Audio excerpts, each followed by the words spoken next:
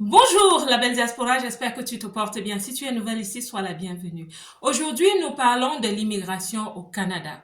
Il y a de cela quelques jours, le Premier ministre du Canada, Monsieur Justin Trudeau, a fait une communication ô combien transparente en ce qui concerne les questions liées à l'immigration au Canada. Mon but n'est pas de faire un décryptage de sa communication. Le but est que je souhaite relayer les informations pratiques qui concernent les usagers. Donc, si vous souhaitez immigrer au Canada, si vous habitez au Canada, restez jusqu'à la fin parce que je donnerai aussi 3 conseils judicieux pour toute personne qui est concernée par l'immigration au Canada. Nous allons commencer par le contexte. Qu'est-ce qui se passe? Qu'a dit Monsieur Trudeau? Je vais vous dire ce que j'ai compris. Monsieur Justin Trudeau avait commencé par expliquer qu'il y a eu certaines erreurs au niveau de la gestion de l'immigration au Canada, mais en ce moment, il est question de remettre les pendules à l'heure. Les catégories ciblées sont donc les migrants permanents, ceux qui habitent de façon permanente au Canada, les étrangers temporaires, donc les travailleurs temporaires, les étudiants et aussi les demandeurs d'asile. Il a aussi fait comprendre que le choix des cibles et la quantité ou le nombre de personnes au Canada est lié aux besoins économiques. Après la pandémie, l'économie canadienne a rebondi très vite. Il y a eu donc besoin de recruter énormément d'étrangers. La proportion de travailleurs temporaires étrangers est donc devenue si grande qu'il faut maintenant planifier. Voilà un peu le contexte. Donc maintenant, ceux qui sont vraiment intéressés par l'immigration au Canada, écoutez les points que je vais ressortir parce que c'est des points qui sont vraiment intéressants pour toute personne qui est intéressée par l'immigration au Canada. Ce que nous devons retenir, c'est que le Canada a une politique d'immigration annuelle. En d'autres termes, il détermine annuellement le nombre de résidents étrangers permanents et temporaires qu'ils accueillent. Il est aussi question de réduire de 5% le nombre d'immigrants temporaires qui est accepté dans le pays. Cela signifie pour moi qu'il y aura maintenant un filtre, c'est-à-dire que la sélection va être de plus en plus rude. De toute façon, on retient qu'il y a une réduction de 5% d'immigrants temporaires. Une autre résolution qui est aussi prise est d'investir plutôt sur les étudiants et les travailleurs canadiens au lieu des étrangers. Dans cette même politique, le gouvernement du Québec va aussi travailler sur la réduction des immigrants temporaires et en plus de ça, affermir la force de la langue française qui est parlée au Québec. Maintenant, parlons des résolutions tangibles.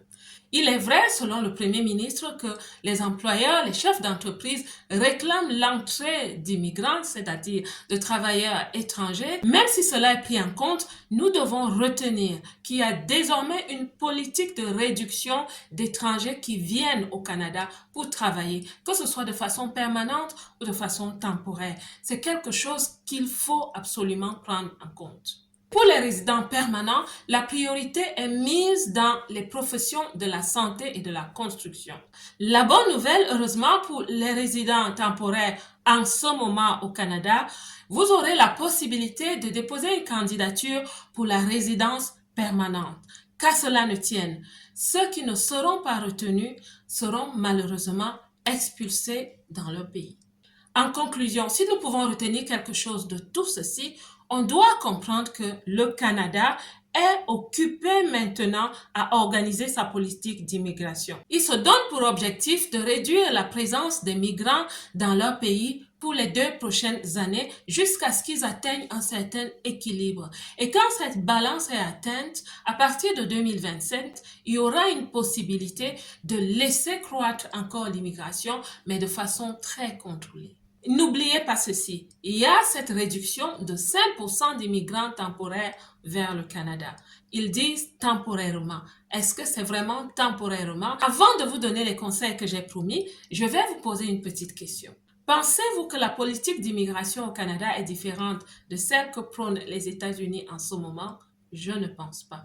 Je crois comprendre qu'ils disent la même chose, c'est juste le ton de voix qui est différent. Monsieur Trudeau est juste diplomate pour moi parce qu'il évite peut-être les hautes montées de tension en ce moment au Canada. Mais pour moi, c'est totalement pareil. Le Canada a décidé de réduire la présence d'immigrants étrangers sur sa terre. Et il décide maintenant d'investir sur les étudiants et les travailleurs canadiens. C'est très légitime d'être chauviniste. Monsieur Trudeau termine son intervention en disant l'immigration est une bonne chose et le Canada doit bien faire les choses. Je trouve que c'est très poétique.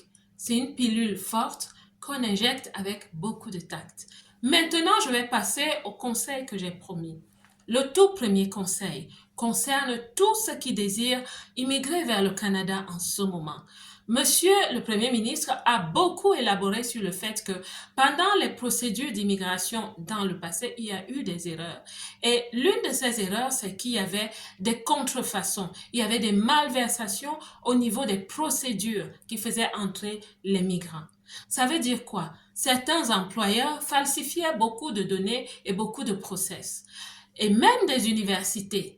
Et j'ai aussi lu quelque part qu'il y avait peut-être de fausses universités qui faisaient entrer les migrants et leur promettaient des choses fallacieuses qu'ils ne réalisaient jamais. Mais mon conseil maintenant pour toi qui souhaites immigrer vers le Canada, fais très attention aux circuits qui te sont offerts, à ces procédures qui te promettent des choses vraiment tellement grandioses qui ne se réalisent presque jamais quand tu arrives sur le terrain.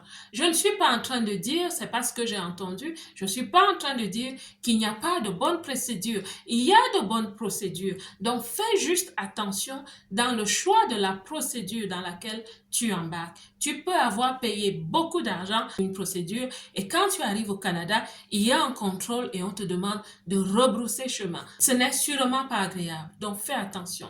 Big Brother is watching you now. Fais attention. Le deuxième conseil est pour ceux qui sont en ce moment au Canada avec des visas temporaires.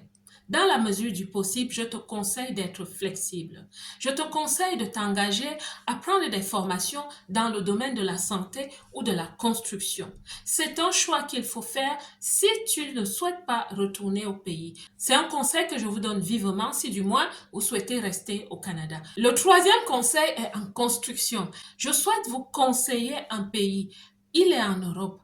Qu'à cela ne tienne, je fais des recherches pour comprendre la politique d'immigration de ce pays. L'avantage de ce pays, c'est qu'il accorde beaucoup d'avantages sociaux à toute la population. Je ne parle pas que des étrangers, mais vraiment à toute la population. Et je pense que c'est vraiment un pays béni. C'est un bon pays et c'est un pays hyper structuré. Donc, ce n'est pas pour les aventuriers des mauvaises procédures. Alors, je fais encore la petite recherche. Quand je serai prête, je vais vous parler de ce pays et ce sera à chacun de prendre sa décision en fonction de votre vision de vie. La belle diaspora, j'espère que cette vidéo vous a parlé, qu'elle vous a un peu situé. Allez sur le net, cherchez cette communication du Premier ministre, Monsieur Justin Trudeau. Vous allez peut-être comprendre mieux que j'ai compris. Je souhaitais simplement relayer l'information à ceux qui en ce moment ont le cœur qui bat boum, boum, boum. Écoutez, la vie est faite de haut et de bas. La vie est faite de saisons. Soyez simplement flexible si vous le pouvez et prenez la bonne décision pour votre propre destinée. La belle diaspora, que Dieu vous bénisse et comme d'habitude, je vous le dis encore aujourd'hui, moi, je vous aime.